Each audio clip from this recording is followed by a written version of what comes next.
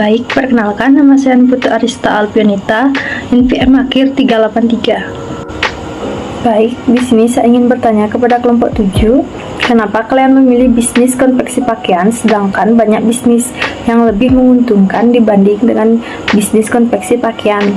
Sekian, terima kasih. Perkenalkan, saya Nima Dedika Widiantari dengan NPM 034 akan menjawab pertanyaan dari Putu Arista Alpionita.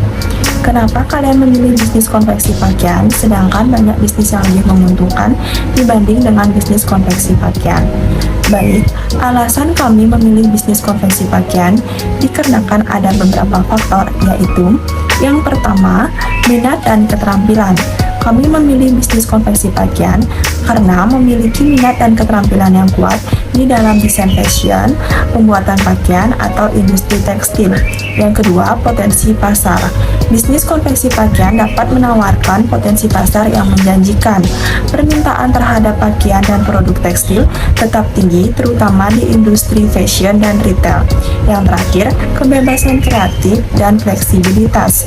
Bisnis konveksi pakaian memberikan kebebasan kreatif dan fleksibilitas dalam merancang dan menciptakan produk. Sekian jawaban dari saya, terima kasih. Perkenalkan, nama saya Niputu Arisya Pradina, NPM akhir 102. Di sini saya akan bertanya tentang apa saja hal yang harus diperhatikan dalam memulai bisnis konveksi pakaian. Perkenalkan, nama saya Niputu Listia Arstayanti, NPM terakhir 770. Di sini saya akan menjawab pertanyaan dari Arisia, yaitu apa saja hal yang harus diperhatikan dalam memulai bisnis konveksi pakaian.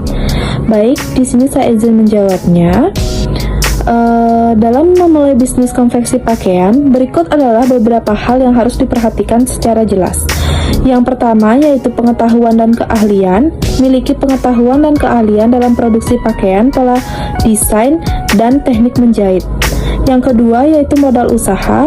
Siapkan modal yang cukup untuk memberi peralatan produksi, bahan baku, gaji karyawan, dan biaya operasional lainnya. Yang ketiga yaitu riset pasar. Lakukan riset pasar untuk memahami permintaan tren fashion dan segmen pasar yang ingin Anda targetkan. Yang keempat yaitu sumber daya dan peralatan. Pastikan Anda memiliki peralatan produksi yang memadai seperti mesin jahit, mesin potong, dan peralatan pemukulan. Yang kelima yaitu ada tenaga kerja. Rekrut tenaga kerja terampil dalam bidang konveksi pakaian seperti penjahit dan pemotong. Yang keenam yaitu ada kualitas produk. Fokus pada kualitas produk yang baik untuk membangun reputasi yang baik di pasar. Yang ketujuh yaitu ada pemasaran dan promosi. Buat strategi pemasaran yang efektif untuk memperkenalkan bisnis Anda kepada target pasar. Yang kedelapan yaitu ada manajemen keuangan. Kelola keuangan bisnis dengan baik dan buat anggaran yang realistis. Yang kesembilan yaitu ada layanan pelanggan. Berikan layanan pelanggan yang baik untuk membangun hubungan jangka panjang dengan pelanggan. Yang terakhir yaitu ada fleksibilitas dan adaptasi. Bersiaplah untuk beradaptasi dengan perubahan tren dan kebutuhan pasar serta menjadi fleksibel dalam menghadapi tantangan yang muncul. Sekian jawaban dari saya, terima kasih.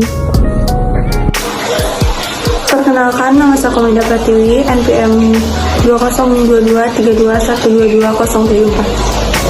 Saya akan bertanya, apa keunggulan dan keunikan yang bisa kalian berikan kepada para customer untuk meningkatkan kualitas dari usaha konveksi pakaian kalian? Terima kasih.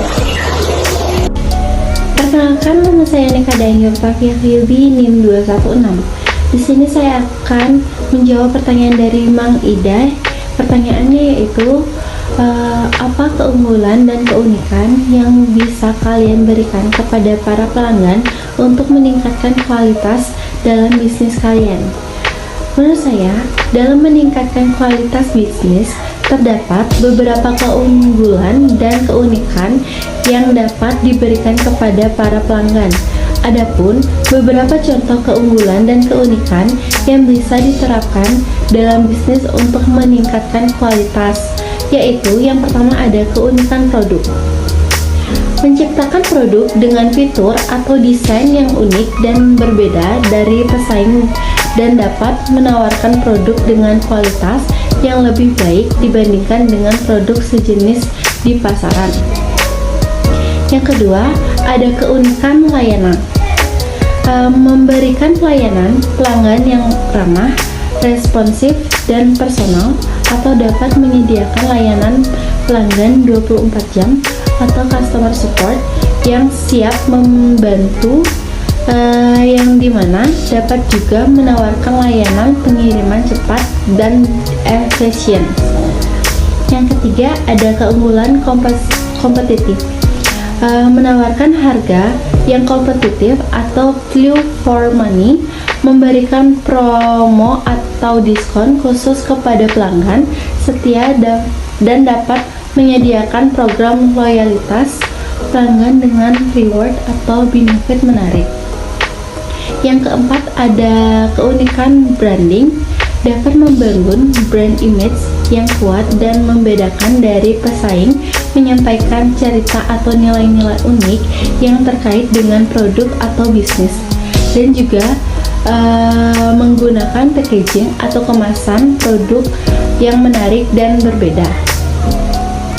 Dengan menerapkan keunggulan dan keunikan tersebut, bisnis dapat meningkatkan kualitas produk dan layanan yang ditawarkan kepada pelanggan, yang dimana hal tersebut dapat membantu membedakan bisnis dari pesaing, meningkatkan kepuasan pelanggan, dan memperluas pasang pasar. Sekian jawaban dari saya. Perkenalkan, nama saya Nika Digita Suryani, NPM terakhir 055. Saya dari kelas E2. Saya dari kelompok 6. Saya akan memberikan pertanyaan kepada kelompok 7.